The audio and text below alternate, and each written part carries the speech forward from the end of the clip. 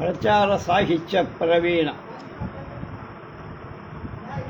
విమర్శన భూషణ్ శ్రీ గుమ్మలూరి సత్యనారాయణ గారి నా సహస్రమాస జీవిత యాత్రా చరిత్ర 9వ భాగం 17/5/26. 6వ అధ్యాయంలో బాయమ్మ గారి ఇంటి కాపురం. 18 ఏళ్ళు అక్కడ ఉన్నారట. రాజాగారి కోట దగ్గర గుజరాతీ పేటలో ఉన్న చాగంటి బాయమ్మ గారి ఇంట దిగామన్నాం కదా. ఆ ఇల్లు మాకు అన్ని విధాలా నచ్చి వచ్చింది. దిగిన తర్వాత 18 ఏళ్ళు ఆ ఇంట్లోనే లేత మనసుల పరిణామ దశలు, చుట్టూ ఉన్న సాంఘిక నైసర్గిక పరిస్థితుల ప్రభావం ఉంటుందంటారు. నా మనోభావాలు ఒక రూపంలోకి రావటానికి ఒక ప్రక్క గల రాజాగారి కోట ఎదుట ప్రసిద్ధ దేవాలయాలు, వీధిలో ఎక్కువ భాగం నా సమాన స్థాయి గల స్నేహితులు, చక్కటి గాలి, ఉత్సవాల కోలాహలం. మొదటిగా ఆ ఇంటికి బాయమ్మ గారొక్కరే యజమాని, మరీ కుటుంబస్తులు ఆమెకు లేరు. ఇల్లు చాలా పెద్దదిగా, ఆమె ఒక్కటే కనుక 2-3 కుటుంబాలకు అద్దెకిచ్చే. బాయమ్మ గారు కూడా పెద్దదైపోయినందున విశాఖలోని తన బంధువుల దగ్గరకు వెళ్ళిపోయి ఆమె తరఫున ఒకరు వచ్చి ఏడాదికో సారి వచ్చి అద్దెలను వసూలు చేసుకొని వెళ్ళేవారు. 10 సంవత్సరాలు కలిసి ఆ ఇంట్లోనే ఈ 2 కుటుంబాలు. వాటిలో ఒకటి మాది, రెండవది గుర్తి సుందరంగా. వారికి మాకు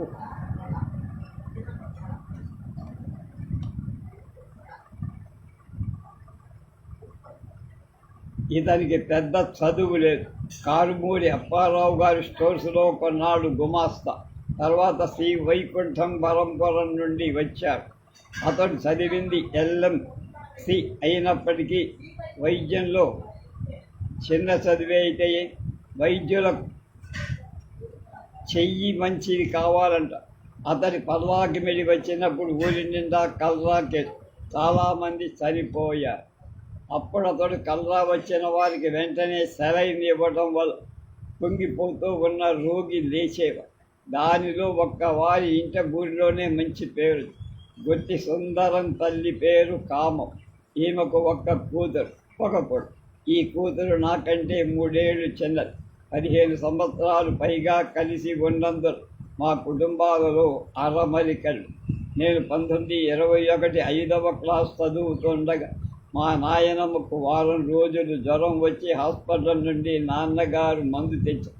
ఎవరి చేతి నీళ్ళో ఈ అరుకులో కలిపి ఉంటా. నాకు ఆ మందు వద్దు, మన లావణ్య తండ్రి మందే ఇయ్యి అనేది. లావణ్య పాత్రుడు మాకు ఆయుర్వేద వైద్యుడు. ఆ మందు వల్ల ఆమెకు జ్వరం తగ్గినందున హాస్పిటల్ మందు తెస్తే ఆ మందుకు పట్టిన గౌరవం. చివరికి ఆమె మందు పుచ్చుకోలేదు. ఆ మధ్యన ఏదో ఏకాదశి వచ్చింది. నిర్జల ఏకాదశి అంటే గుక్కెడు నీరైనా తాగని ఉపవాసం. ఆమె మంచానికి ఎదురుగా నా మంచం వేసి పడుకోరు. తెల్లారేసరికి ఆ మంచం మీద ఆమె కనపడు. వీధి వరండాలో ఒక మూల నేలలో పడుకోబెట్టి గుడ్డ కప్పి ఉంచా. ఏమైందో అన్నారు. అమ్మ చచ్చిపోయింది అన్నారు. అన్ని పురాణాలు చదివారు కదా నాన్న, అమ్మను బతికించే మంత్రం చదవకూడదా అన్నారు.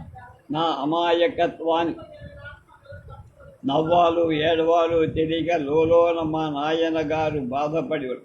తెలిసి తెలియని జ్ఞానమున్న పిల్లలు ఇంట్లో ఉంటే ఇలాగే ఉంది. అటువంటి సందర్భంలోనే 1966లో వచ్చి నా భార్య చనిపోయి నా కుమార్తె నాన్నగారు వెంటనే ఎంత ఖర్చైనా ఆక్సిజన్ తెప్పించి పట్రాదా అన్నది. పేద మనసులో భావాలు ఇలా. అలాగే శ్మశాన వాటిక నా భార్యను తీసుకొని ఎన్ని ఏర్పాటు చేశారు. అప్పుడు నా చిన్న కొడుకు కృష్ణమోహన్ చూసి అమ్మను ఎక్కడికి తీసుకుపోతున్నారు. దానికి మా అందరి మౌనమే సమాధానం.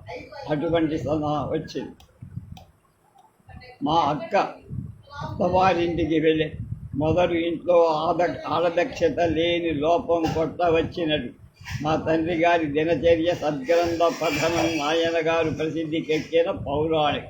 ఉదయమే 1 గంట మా ఇంటి దగ్గరున్న జగన్నాథ స్వామి మఠంలో ఏదో చదువుకొని తిరిగి వచ్చి 9 గంటలకు ఏదో ఇంత వండి భోజనం ముగించుకొని 10 గంటలకు కాలేజీ వెళ్ళి సాయంకాలం 4:15కు వచ్చాం. తిరిగి 5 గంటలకు మా ఇంటికి 1/2 మైలు దూరంలో ఉన్న వెంకటేశ్వర స్వామి కోవెలకు వెళ్ళి ఏ రామాయణము భారతము చదివి 6 గంటలలో ఇంటికి వచ్చేవారు. ఇవి సంస్కృత పురాణాలు, వాటిని చదువుతూ అర్థం చెప్పేవారు. అంచేత ఒక పురాణం మధ్య మధ్య ఏవో కొన్ని ముఖ్య ఘట్టాలు, కళ్యాణాల వంటివి కథలు. అప్పుడు పురాణానికి వచ్చిన శ్రోతలు వారి తోచిన పళ్ళు ఇచ్చేవారు. కొద్దిగా పళ్ళను మాత్రం పట్టుకొని వచ్చి ఇంట్లో ఉన్న నాకు, మా అన్నకు, పక్క వాటా వారికి ఇచ్చారు. మిగిలిన పళ్ళు, బియ్యం వంటి వస్తువులన్నిటినీ ఆ కోవెలలో ఉన్న అర్చకుడికే ఇచ్చారు. పట్టాభిషేక సమయానికి కొండరాలు, చేతికి సింహతలాటాలు, 1-2 ఉంగరాలు, నూతన వస్త్రాల వంటి బహుమానాలు వచ్చాయి.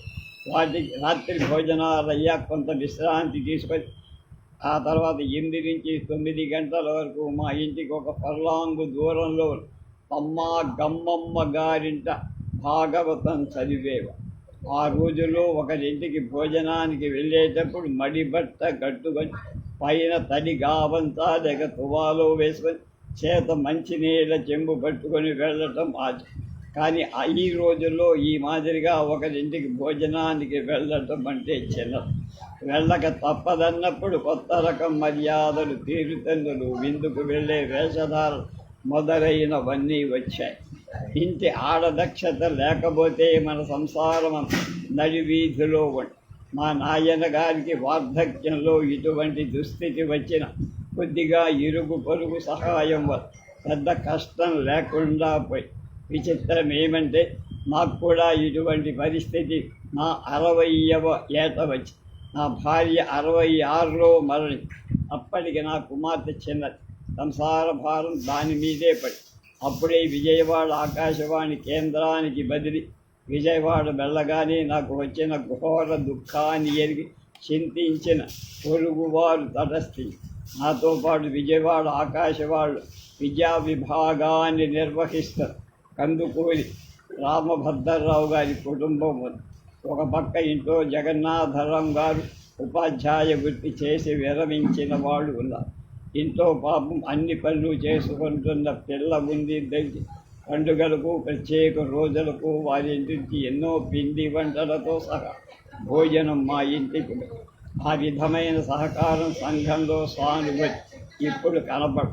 1970లో కాకినాడకు వెళ్ళా.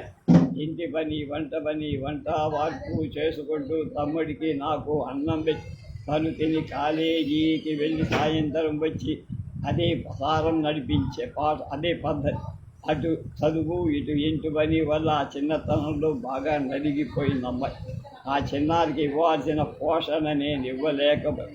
76లో వివాహమైన తర్వాత నా కుటుంబం గడవడానికి అంటే వంట వార్పుల విషయంలో డబ్బిచ్చి వంటలక్కను పని మనిషిని పెట్టుకోవలసి.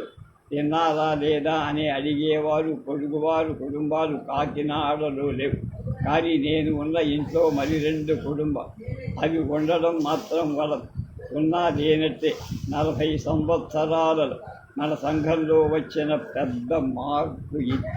ఏ విధాన మాకు వారి సహాయం లేదు. ఎవరికి వారి ఈనాడు పెడబొబ్బలు పెట్టి బాకాలనుదే సమాజ వికాసం అనేది ఎప్పుడుందో గ్రహించాలి. నా హై స్కూల్ చదువులు, వేసవి సెలవులలో ఆట. మాకు పల్లాకి మిడిలో సంవత్సరాంతాన పరీక్ష ఫలితాలు చెప్పేటప్పుడు ఎవరు పాస్ అయ్యారో, ఎవరి పరీక్ష పోయిందో హెడ్ మాస్టర్ గారు ప్రతి క్లాసు తర్వాత క్లాసు కుర్రాళ్ళందరినీ వరుసగా నిలబెట్టి పాస్ అయిన వాళ్ళ పేర్లను గట్టిగా చదివి. ఇప్పటి మాదిరి మైకులు లేవు. అయినా శ్రద్ధగా మా పరీక్ష ఫలితాలు వినడానికి వచ్చిన వాడు కనుక నిశ్శబ్దంగా ఉండేవి. ఈ ఫలితాలు చెప్పి 2 నెలలు వేసవి సెలవులు ఇచ్చారు. ఈ వేసవి సెలవుల కాలక్షేపం ఒక సమస్య. అప్పుడు నాటకాలు వేయడం, బొమ్మలు వ్రాయడం, సాయంత్రం వరకు బిళ్ళా కర్ర ఆట, మధ్యాహ్నం 6 2 పార్టీలుగా పెద్ద అష్టాచెమ్మ, గవ్వలాట, అసిమ్మట, కబడ్డీ ఆట, పిమ్మట కబడ్డీ ఆట మొదలైన వాటితో పొద్దుపోయే వరకు కాలక్షేపం. వేసవి కాలపు వేడి రాత్రి 10 గంటల వరకు చల్లారేది కాదు కనుక మా చిన్న వీధిలో ఇరుగు పొరుగు వాళ్ళం కలిసి నడి రోడ్డుపై మా ఇంటి ముందు గల మున్సిపల్ లాంతర్ వెలుగులు నేలపై వెదురు చాప పైన తుంగ చాపలు వేసుకొని పేకాట ఆడేవారు. అడ్డాట, ఆటపై ఆట, లిటరేచర్ వంటి ఆట. వీటిలో డబ్బేసి ఆడటం మాత్రం లేదు. వేసవిలో మల్లెపూలు ఎక్కువగా దొరికే మెడకు చేతికి గంధం పూసుకొని మల్లెపూ దండను మెడలో వేసుకొని పేకాడ కూర్చునేవాడు. నాకు సరదా. అయితే చిన్నవాడిని కనుక ఆటపై ఆటకు మాత్రమే రానిచ్చేవాడు. లిటరేచర్ ఆటలో అయితే ఎక్కువ తెలివితేటలు నన్ను రానిచ్చేవాడు కనుక వారి పక్కన కూర్చొని చూస్తూ ఉండేవాడు. ఛత్రపూర్లో మా బావగారి తమ్ముడు వైదికుడైన వెంకట శాస్త్రి ఉండేవాడు. నేను ఆ ఊరు వెళ్ళినప్పుడు మీది పర్లాకి మిడి కాదు, పరలోక మిడి అనేవాడు. అంటే యమలోకంతో సమానమన. అయినా మా ఇంటికి చక్కని వెలుతురు గాలి వస్తుంది. ఊరిలో చలి ఎండ వంటివి మాకిళ్ళ బట్టి ఉండేది. కవిత్వం నేమాని సంగమేశ్వరరావు భార్య సుబ్బలక్ష్మి గారి ఫోటోలు పెట్టారు ఇక్కడ. 5వ ఫారం చదివే సమయానికి కవిత్వం రాద్దామనేటువంటి ఒక బుద్ధి పుట్టింది. పద్యాలను ఎలా రాయాలి చెప్పండి అని మా నాయన గారిని అడిగాను. అప్పకవియం పట్టుకొని వచ్చి అందులో పాఠాలు ప్రారంభం. వారం రోజులైంది. ఇంకా నేను యతిగణ ప్రాసల్లో నా ఉత్సాహపు తొందరపాటుకు తగిన పట్టు పాఠాలు లేవు. అక్కడితో పద్యాలు వ్రాయటం విరామాన్ని. ఇంతలో మా బావగారు ఛత్రపురం నుండి మా ఇంటికి మా అక్కని తీసుకొని అతనికి పద్యాలు రాయటమేలాగో అడిగి అతను నవ్వి తర్వాత చెప్తాలే నాకని చిన్నతనం అనిపి. ఏముంది, ప్రతి చరణానికి ఎన్ని అక్షరాలున్నాయి లెక్క పెట్టి అన్ని అక్షరాలకు ఒక చరణం చొప్పున వ్రాస్తే అయిపోదా అని నాలో నేనే అనుకుని ఒక పద్య కావ్యం తీసి ఏదో చంపకమాల, శార్దూలం వంటి పద్యాల అక్షరాల సంఖ్య సరిగా వచ్చేది. కానీ సీసపద్యం తేట గీతలలో అది కుదరల. అక్షరాల సంఖ్యలో ఎక్కువ తక్కువ వచ్చి అచ్చు పొరపాటు అనుకో. మా బావగారిని అడిగా. నా ఉత్సాహాన్ని గమనించి సూర్య ఇంద్రగణాలు, ఎతులు, ప్రాసులు మొదలైన సులభంగా ఎక్కువ లోతుకి మా నాన్నగారు వెళ్ళినట్టు కాకుండా చెప్పి అది నా పద్యరచనకు ఈ పద్యరచన వ్యాసంగం ఎంతవరకు వెళ్ళిందంటే స్కూల్ ఫైనల్ పెద్ద పరీక్షలో తెలుగు పరీక్షా పత్రంలో మేము కంఠస్థం చెయ్యాల్సిన పద్యాలను ఒక పద్యం ఇచ్చి దాన్ని వ్రాయమని ప్రశ్నించాం. అది శాకుంతల కణ్మాశ్రమంలో కథలోని శేషపద్యం. నా దురదృష్టం కొద్దీ తేట గీతులోని ఆఖరి చరణం మర్చిపోయి చివరకు నేనే పూరించి మార్కులు ఇచ్చారో లేదో తెలియదు. కానీ నేను ఇంతవరకు చొరవ తీసుకొని వెళ్ళాను. కుటుంబంలో ప్రేమాభిమానాలు నా పట్ల మా అన్నకు అక్కకు విశేషం. నేను ఏదైనా అల్లరి చిల్లర పనులు చేసినా మా అన్న సహించి ఊరుకోలేవు. అతనికి నాకు మధ్య 5 ఏళ్ల గ్యాప్. మా అన్న అక్క గారింటికి వచ్చి తిరిగి అత్తగారింటికి ఛత్రపురం వెళ్ళిపోయేటప్పుడు పర్లాకిమిడి రైలు స్టేషన్కి వెళ్ళేవాడు. రైలు కదలకు ముందు నా చేతిలో 1-2 అణాలు ఉంచేది. రైలు కదిలేటప్పుడు మా ఇద్దరి కళ్ళు నీరు చింపే. 1926లో మా అన్న కోయంబత్తూరుకు వ్యవసాయ విద్య చదవటానికి వెళ్ళాక ఇంట్లో నేను మా అన్నగారి పగలు రాత్రి 9 వరకు నాయన గారికి తీరిక ఉండదు. నా చదువు ఆటలు నాది. నా చదువు సంఖ్యల బాధ్యత నాది. కావలసిన పుస్తకాలు కొని ఇవ్వడమే నాన్న పని. ఒకసారి ఉదయం బజారుకు వెళ్ళి నన్ను కూరలు తెమ్మ. ఆనాడు ఆదివారం కాలేజీకి సెలవు. మా ఊరిలో కూరల బజారు మా ఇంటికి 5-6 ఫర్లాంగులు. నేను కూర తీసుకుని రాకపోతే ఆ పూటకు లేదు. నేను వెళ్ళల. చికాకు పడి నన్ను కొట్టబోయా. దొరకకుండా పరిగెత్తుకుపోయా. 11 గంటలకు దాకా ఇంటికి. ఈలోగా వీధిలోకి ఏదో కూర వచ్చింది. కొన్నారు, వంటాయి. కానీ నేను ఇంటికి రా. ఈ ఎండలో ఎక్కడ పోయాడు అని తను కూడా భోజనం చెయ్యకుండా నా కోసం ఎదురు చూస్తూ మా అన్న ఉండిపో. నేను వచ్చేసరికి అన్నీ సర్దుకున్నాయి. తిరిగి అటువంటి సన్నివేశం ఎన్నడూ రాదు. తల్లి లేని పిల్లాడినని వారు నాపై చూపిన జాలి నేను దుర్వినియోగం చేసుకొని వారికి మనస్తాపం కలిగించిన వాడిని కాలేదని నాలో నాకు తృప్తి ఉండేది. పిల్లల పెంపకంలో కుటుంబ సంప్రదాయ చాలా వరకు ప్రభావం చూపగలదని నాకు మా ఇంటి పొరుగునే ఒక ఒరియా గౌడ కుటుంబం ఉండే. పెద్ద కుటుంబమే, 5 కుమారులు, 3 కూతురు. తల్లి తండ్రి, ఈ 10 మంది కుటుంబానికి తగిన ఆర్జన ఎలా వచ్చేదో నా చిన్నతనంలో నాకు తెలియదు. ఆదాయం తక్కువైనా అంతటి పెద్ద కుటుంబం గౌరవంగా గుట్టుగా మసలేదు. నాకు వారికి ఎరమరికలు లేకుండా ఇంతలో నా పెళ్లి మాటలు వచ్చి 1930 మార్చి నెలాఖరు శారదా యాక్ట్ రాకపో రజస్వల పూర్వ వివాహాలు నిషేధిస్తూ వచ్చిన చట్టం మార్చి నెల మొదటి వారమే పెళ్లి చూపుల పెళ్లి విషయమై నాకై ఒక నిర్ధారణకు రాని వయసు, నాకంటే బాగా చిన్న వయస్సు గల భార్య పెళ్ళయ్యనేది ఒక వినోదాలతో కూడిన పెద్ద పండగ అని మాత్రమే.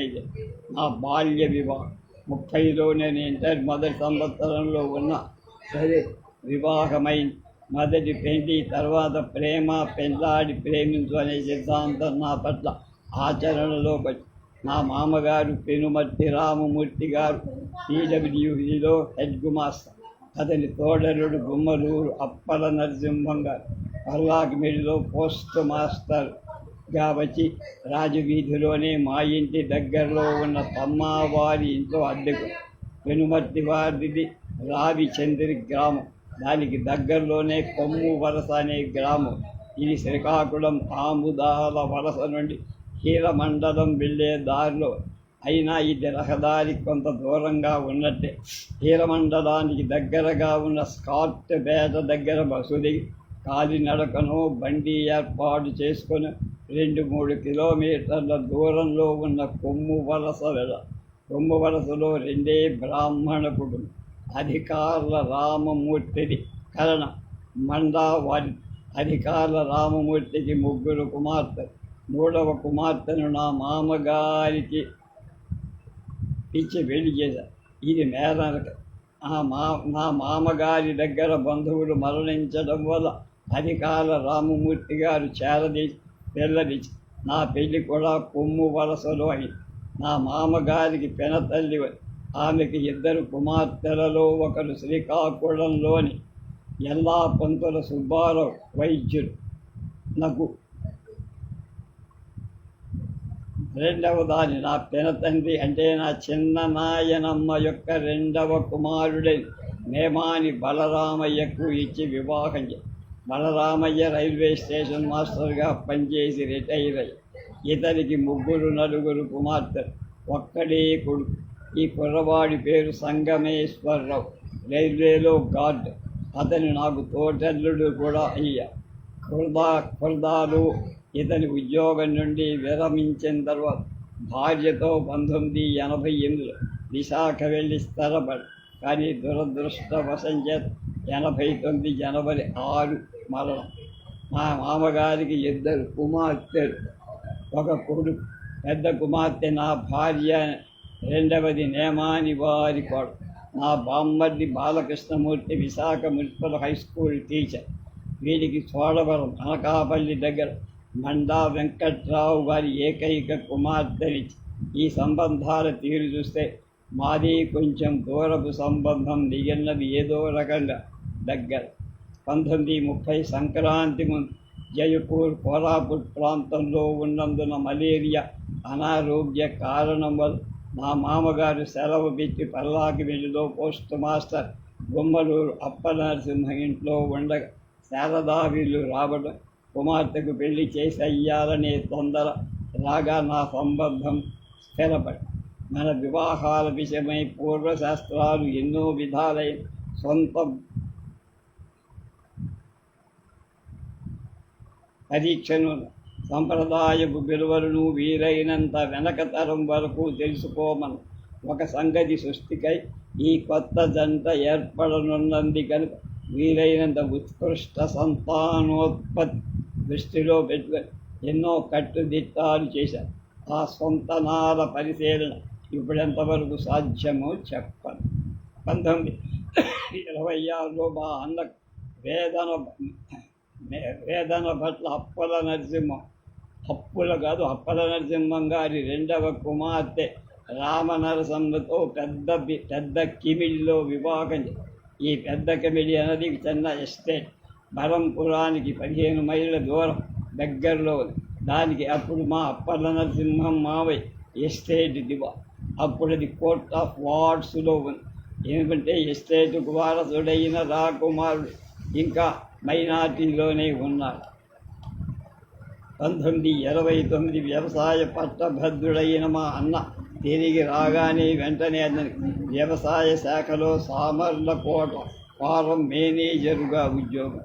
1915 ప్రాంతం మా మామయ్య గారి వేదన పట్ల అప్పల నరసింహం గారి తొలి భార్య తల్లా ద్వేదుల వారి ఆమెకు ఇద్దరు కుమార్తెలు. ఆ కుమార్తెల్లో రెండవది మా వదిన. 1926 కొన్ని నెలలు పర్లాకిమిడిలో తహసీల్దారు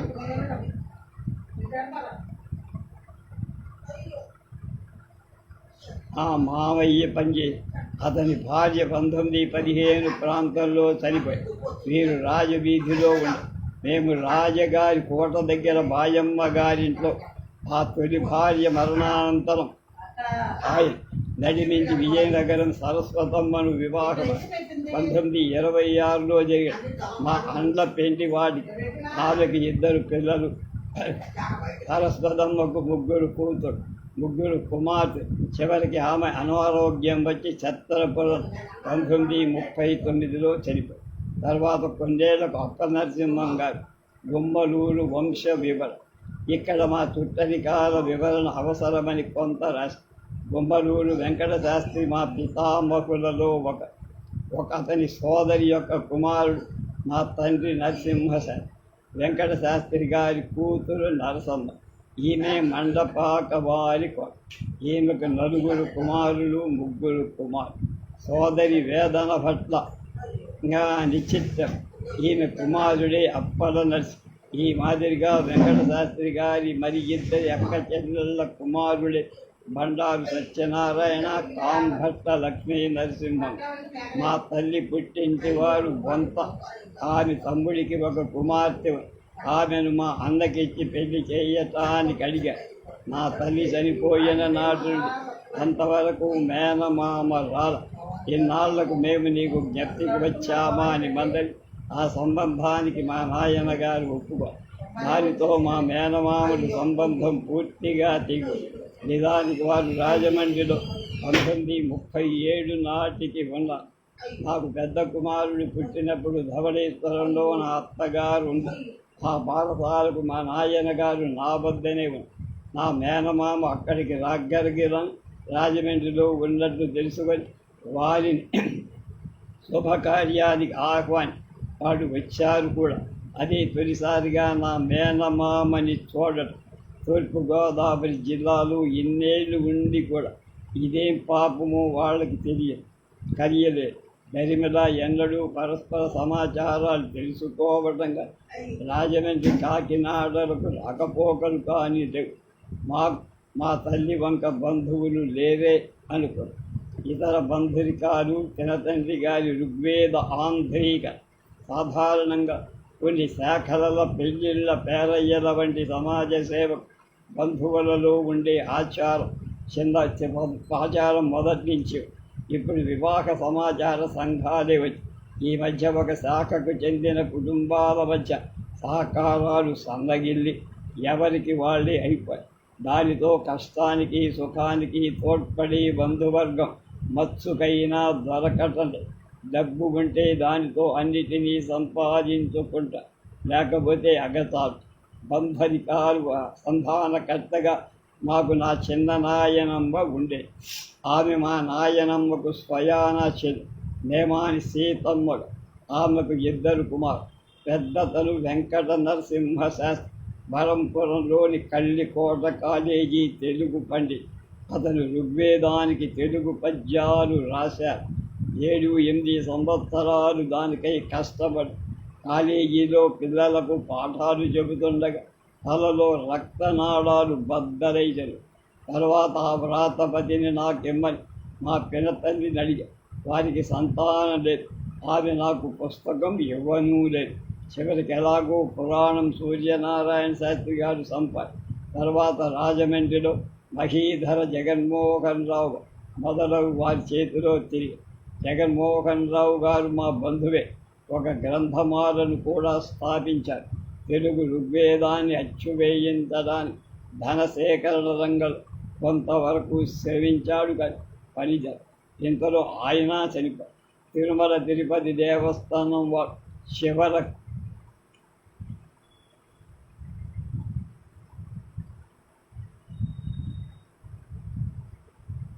ఆ ఋగ్వేదాన్ని పూర్తిగా చేశారు. ఈ 1983లో ఒక భాగం ముద్ర మాత్రమే చూసే భాగ్యమైన నాకు కలిగింది.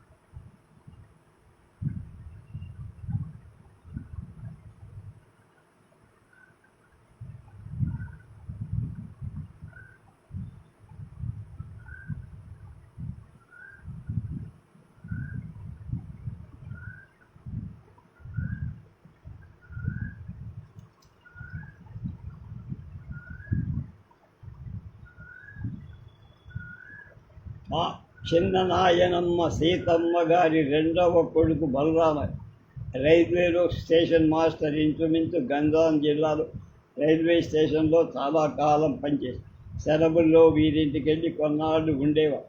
రైలు పట్టాలపై రాగి కానీ నాలుగు కానీలు జగ్గులు చేసి ఉంటే రైలు దానిపై వెళ్ళగానే ఆ రాగి కానీ పొడవుగా సాగి నేల మీద పడి దాన్ని తీసి అందుకొని ఒక ఘనకార్యం చేసిన ఆనందాన్ని పొందా. మేము కూడా బలరామయ్య గారికి ఒక్కడే కొడుకు సంగమేశ్వర దరిమిళ. అతను నాకు తోడెల్లుడయ్య. బలరామయ్య గారికి నలుగురు ఆడపిల్ల. ఎవరి కాపురం వాళ్ళు చేస్తుంది. ఈ సీతమ్మ గారు ఎక్కడా పట్టుమని నెల్లాళ్ళు ఉండాల. చుట్టుపక్కల ఉన్న మా బంధువుల దగ్గరకందరికీ ఇళ్లకు ఓళ్లకు వెళుతూ వస్తాయి. ఆమె ద్వారా ఒకరి సమాచారం ఒకరికి బాగా తెలిసే. మా నాయనమ్మ చనిపోయిన ఉర్లాంలో స్టేషన్ మాస్టర్గా మా బాబాయి ఉండేవారు. ఉర్లాం నుండి వచ్చి ఆ రోజుల్లో పూర్తిగా పర్వాకిమిడిలో మా ఇంట్లోనే ఉన్నది. ఎవరైనా పరామర్శకు వస్తే రాగం పెట్టరేమర్రా అని మమ్మల్ని మందరించి మాకు చేతకానుంది అని అక్కయ్య అని ఆలాపించదు. పల్లెలలో ముఖ్యంగా స్త్రీలకు ఇదొక ఆచారం. నాకు 2 ఏళ్ల నిరుద్యోగం. 1935లో నాన్నగారి 60 నిండిని 1-2 ఏళ్ళు పోగానే ఉద్యోగ విరమణ చేయించారు. 34లో నా చదువు పూర్తయినా నాకు ఉద్యోగం దొరక్కపోవడంతో వ్యవసాయ పరిశోధనకై సామర్లకోటలో మా అన్న వద్దనే ఉండే. ఇంతలో మా అన్న ఢిల్లీ దగ్గర ఉన్న పూసాలో ఇంపీరియల్ అగ్రికల్చరల్ రీసెర్చ్ ఇన్స్టిట్యూట్లో 2 ఏళ్ళు పెద్ద చదువుకై. అప్పటికి మా అన్న సామర్లకోట ఫామ్లో ఉన్నారు.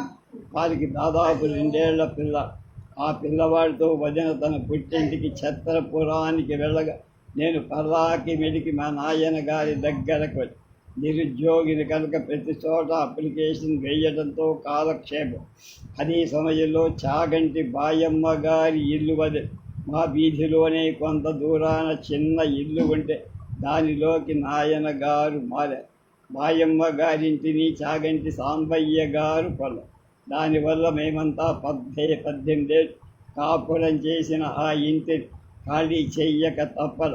తర్వాత ఆ ఇంట్లో కోఆపరేటివ్ బ్యాంకుకి అద్దెకించి 1936 వేసవిలో నా భార్య కాపురానికి వచ్చి నిండా 2 నెలలు కాదు. నాకు నెల్లూరు జిల్లాలో బుచ్చిరెడ్డిపాలెంలో ఉద్యోగం. అదొక విచిత్రమైన అనుభవం. హై స్కూల్లో తొలిసారిగా వ్యవసాయ శాస్త్రం చెప్పాలి. తర్వాత 37 మేలో గవర్నమెంట్ ఉద్యోగం, వ్యవసాయ శాఖలో డెమాన్స్ట్రేటర్, తూర్పుగోదావరి జిల్లా కొత్తపేట తొలి గవర్నమెంట్ ఉద్యోగం. మా అన్న ఇంకా పూసా నుండి చదువు పూర్తి చేసుకొని రాల. నేను ఇంకా ఆర్జనపరుడైనాను కదా. పర్లాకిమిడి కాపురానికి స్వస్తి చెప్పదని పర్లాకిమిడి 3-4 రోజులు సామాను సరి రైల్లో వెయ్యి మా నాయన గారి మకాము కదిలించారు. కానీ పెట్టెల పుస్తకాలు మాత్రం కదల్చలేక ఒక చిన్న గదిలో ఉంచి గదికి తాళం వేసి నాయన గారితో కొత్తపేట వచ్చి అప్పుడు నేను అక్కడ ఉద్యోగం. పూసా నుండి తిరిగి వచ్చిన తర్వాత మా అనకాపల్లి ఫారానికి బదిలీ. పర్లాకిమిడిలో ఉండిపోయిన పుస్తకాలను తీసుకొద్దామని వెళ్ళా. కొట్టు తాళం తీసి చూసేది. పెట్టెలో 6 పెట్టెల గ్రంథాలు చెదపట్టిపోయి. ఎన్ని తాళపత్రాలు లెక్కలే. తర్క వ్యాకరణ వేదాంత గ్రంథ పురాణాలు మొదలైనవన్నీ సర్వనాశం. ఆహా, సరిగా కాపురం ఎత్తి వేసినప్పుడు మా ఇంటి గృహలక్ష్మి కామధేను పరశురామ ప్రీతిగా అయిపోయి. ఈనాడు పర్లాకిమిడి కాపురం ఎత్తేసినప్పుడు మా నాయన గారు సంపాదించిన సాహిత్యలక్ష్మి చెదల పాలైపోయింది అని విచారి వృత్తి చేతులతో ఇంటికి సామర్లకోట వచ్చేసరి ఆ వార్త విని మా తండ్రి గారు ఎంత దుఃఖిస్తారు అని. పోనీ నాయన, నా పుస్తకాలు మీకు అక్కర్లేదు కదా, కనుక అవి పోయాయని విచారించకరా. వారికి ప్రియమైనటువంటి వేదాంత పంచదశి, భగవద్గీత వంటివి తిరిగి కొనిచ్చి ఆ దశలో వారికి సంస్కృత కవిత్వ ధార పుట్టి ప్రభై అష్టకాలు శతకాలు రాస్తూ కాలక్షేపం చేసి వాటిలో 4 నేనే అధ్యయించి ఈ విధంగా మా పర్లాకిమిడి కాపురం ముగిసి తర్వాత 44లో నేను పర్లాకిమిడి వద్దను మద్రాసు రాష్ట్రంలో పాతపట్నానికి డెమాన్స్ట్రేటర్గా, అంటే అగ్రికల్చరల్ డెమాన్స్ట్రేటర్గా బదిలీ అయిన పర్లాకిమిడి సేరి వీధిలో 3 నెలలు. పర్లాకిమిడి పాతపట్నానికి గల దూరం 2 మైళ్ళలో. అంతలోనే నాకు బాపట్లకు బదిలీ అయిపోయి వెళ్ళిపోయాను. ఏమైతేనే, ఏ ఉద్దేశంతో పర్లాకిమిడికి మా నాయన గారు సంగం పల్లెటూరి కాపురం ఎత్తేశారో ఆ ఉద్దేశం నెరవేరి మా అన్నకు నాకు వివాహాలయ్యాయి. మా అక్క కాపురానికి వెళ్ళి నాకు ఇంగ్లీష్ పదవులు వచ్చి ఉద్యోగస్తులయ్యా. సంఘంలో తనకు పోయిన ఏకోపాధ్యాయ సంస్కృత పాఠశాల జీవితం కంటే ఎక్కువ పేరుగల ఉద్యోగం పర్లాకిమిడి మహారాజు కాలేజీలో దొరికింది. కానీ సంఘంలో తన భార్య గతించగా పర్లాకిమిడిలో తల్లిపోయి. ఈ లోపం ఆడదక్షత లేనిలో మాకు తీరని లోటుగా స్థిరపడి కొన్ని సంవత్సరాలు బాధించింది. వెలుగు వెనక చీకటి తప్పదు కదా.